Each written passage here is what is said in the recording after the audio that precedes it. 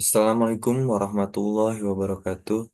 Salam sejahtera bagi kita semua. Om Swastiastu, Namo Buddhaya, salam kebajikan. Perkenalkan, nama saya Muhammad Rifki Ardiansyah dengan NIM 21320110113, mahasiswa semester 7 Fakultas Hukum Universitas Muhammadiyah Sukabumi. Pada kesempatan kali ini, saya akan membahas terkait tantangan perlindungan hak moral dan ekonomi dalam era globalisasi dan digitalisasi. Untuk memenuhi ujian tengah semester mata kuliah Hak Kekayaan Intelektual dengan dosen pengampu yaitu Ibu Eriska Dwi Ginalita Putri SHMH. Langsung saja pada pokok pembahasan mengenai tantangan perlindungan hak moral dan ekonomi dalam era globalisasi dan digitalisasi. Era globalisasi dan digitalisasi telah membawa dampak signifikan pada cara kita mengkonsepsikan dan melindungi hak moral dan ekonomi. Berikut adalah beberapa tantangan utama yang dihadapi dalam menjaga kedua jenis hak ini. Selanjutnya yaitu globalisasi dan perdagangan internasional. Pada poin pertama yaitu mengenai penggunaan izin tanpa konten. Dalam dunia digital, konten bisa dengan mudah disebarkan tanpa izin dari penciptanya. Teknologi distribusi online seperti YouTube, TikTok, dan platform media sosial lainnya membuat sulit untuk mengontrol siapa saja yang menggunakan konten Anda. Banyak kasus plagiarisme dan penyalinan materi tanpa izin yang menyulitkan pelaku hak cipta untuk mendapatkan kompensasi yang sangat adil. Selanjutnya yaitu perubahan paradigma merek dagang. Merek dagang tradisional yang dulunya terkait erat dengan produk fisik sekarang lebih kompleks dengan hadirnya e-commerce dan teknologi blockchain.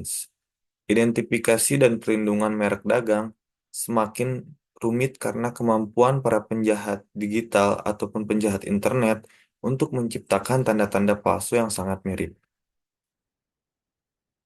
Kemudian pada slide selanjutnya yaitu mengenai digitalisasi dan teknologi informasi. Pada poin pertama, di sini menjelaskan terkait penyimpanan data dan privasi. Dengan meningkatnya penggunaan cloud computing dan penyedia layanan data awan, risiko kehilangan privasi dan akses ilegal kepada informasi sensitif sangat meningkat. Ini bukan hanya masalah masalah etika saja, akan tetapi potensi hilangnya kontrol atas data milik sendiri, termasuk karya-karya intelektual. Kemudian pada poin kedua yaitu mengenai algoritma dan otomatisasi plagiarisme detection. Meski algoritma detektor plagiat telah diperbaiki, masih ada risiko kesalahan deteksi palsu yang signifikan. Selain itu, teknologi otomatifikasi dalam industri musik dan film juga membahas pintu bagi membuka pintu bagi praktik-praktik ilegal seperti sampling audio tanpa izin. Selanjutnya, yaitu mengenai ekonomi digital dan blockchain. Pada poin pertama yaitu mengenai tentang transparansi dan akuntabilitas. Blockchain telah menjanjikan transparansi dan akuntabilitas yang tinggi dalam perdagangan digital. Namun, implementasi blockchain masih relatif baru dan belum sepenuhnya matang dalam pelindungan hak-hak intelektual. Risiko hacking dan manipulasi data masih sangat ada yang dapat merugikan para pencipta. Pada poin kedua yaitu mengenai monetarisasi konten online. Meskipun platform media sosial seperti YouTube dan juga TikTok telah mulai memonetarisasi konten kreator, sistem kompensasi ini masih jauh dari kata ideal. Banyak kreator yang merasa kurang adil karena presentasi commission yang tinggi dan kontrol yang minim atas revenue mereka. Kemudian pada slide selanjutnya yaitu mengenai tantangan hukum internasional. Pada poin pertama yaitu mengenai konflik hukum negara-negara. Globalisasi telah menciptakan situasi di mana sumber daya intelektual dapat dilewatkan negara-negara dengan regulasi lemah. Contohnya, situs web pirates.download.com yang menawarkan file-file unduhan gratis tanpa izin. Seringkali beroperasi di wilayah dengan hukum yang sangat longgar tentang plagiarisme online. Pada poin kedua yaitu mengenai standar global HKI.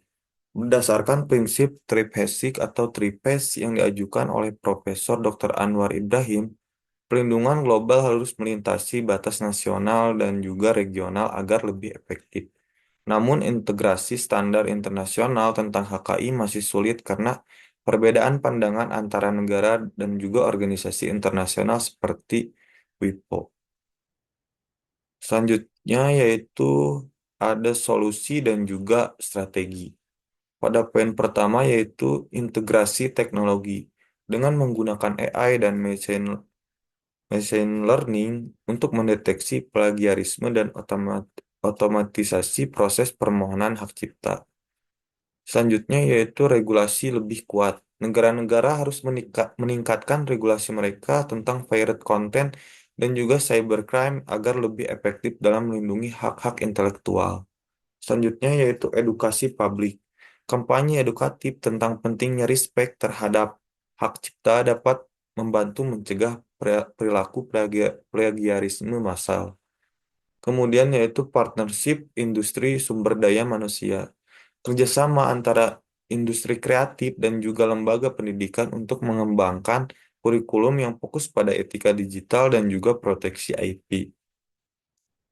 Selanjutnya yaitu standarisasi global. Upaya untuk standarisasi global tentang protokol perlindungan IP melalui organisasi internasional seperti WIPO dengan UNESCO. Kemudian yaitu pentingnya kesadaran. Dengan strategi-strategi ini, kita dapat meningkatkan efektivitas perlindungan hak moral dan ekonomi dalam era globalisasi dan digitalisasi, sehingga pencipta dapat lebih yakin dalam mengembangkan karyanya tanpa takut akan plagiarisme atau manipulasi data. Kemudian yaitu ada masa depan hak intelektual. Perlindungan hak moral dan juga hak ekonomi dalam era globalisasi dan digitalisasi merupakan tantangan yang sangat kompleks. Namun dengan kolaborasi dan juga strategi yang tepat, kita dapat membangun masa depan yang lebih adil dan juga berkelanjutan bagi para pencipta. Slide terakhir yaitu mengenai kesimpulan. Di sini kesimpulannya dibagi 5 poin. Yang pertama, penyebaran konten yang tidak terbatas. Globalisasi dan digitalisasi memudahkan penyebaran konten yang seringkali terjadi tanpa izin dari pemilik hak.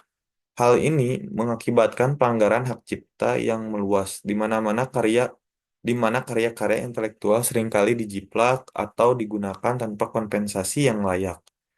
Kemudian yang kedua yaitu mengenai kompleksitas hukum internasional. Dengan adanya regulasi di berbagai negara, perlindungan hak kekayaan intelektual menjadi sulit. Negara-negara dengan hukum yang lebih lemah dapat menjadi tempat berlindungnya bagi para pelanggar, sehingga mempersulit penegakan hukum bagi pencipta di negara lain. Selanjutnya yaitu terkait risiko privasi dan keamanan data. Dalam dunia digital, data dan karya intelektual rentan terhadap pencurian dan penyalahgunaan. Penggunaan teknologi baru seperti cloud computing menambah tantangan dalam menjaga privasi dan kontrol atas karya. Kemudian pada poin keempat yaitu mengenai perlunya edukasi dan kesadaran. Kurangnya pengetahuan tentang hak kekayaan intelektual dan pentingnya menghormati karya orang lain menjadi salah satu faktor utama terjadinya pelanggaran. Edukasi publik tentang etika penggunaan konten digital sangat diperlukan. Pada poin keempat ini harus segera diimplementasikan, terutama di negara kita yaitu Indonesia, karena memang pentingnya kesadaran terhadap konten-konten ataupun hak-hak intelektual. Pada poin kelima yaitu mengenai inovasi dalam perlindungan hukum. Diperlukan pendekatan hukum yang lebih inovatif untuk mengatasi tantangan ini, termasuk penggunaan teknologi untuk mendeteksi pelanggaran serta pengembangan kerangka hukum yang lebih adaptif terhadap perubahan cepat dalam teknologi dan juga cara konsumsi konten. Baik, demikianlah beberapa hal yang dapat saya sampaikan. Mohon maaf kurang dan lebihnya. Semoga apa yang dapat saya sampaikan ini menambah wawasan dan juga menambah pengetahuan bagi yang menonton dan juga mendengarkan sampai selesai. Wabillahi taufiq, wassalamualaikum warahmatullahi wabarakatuh.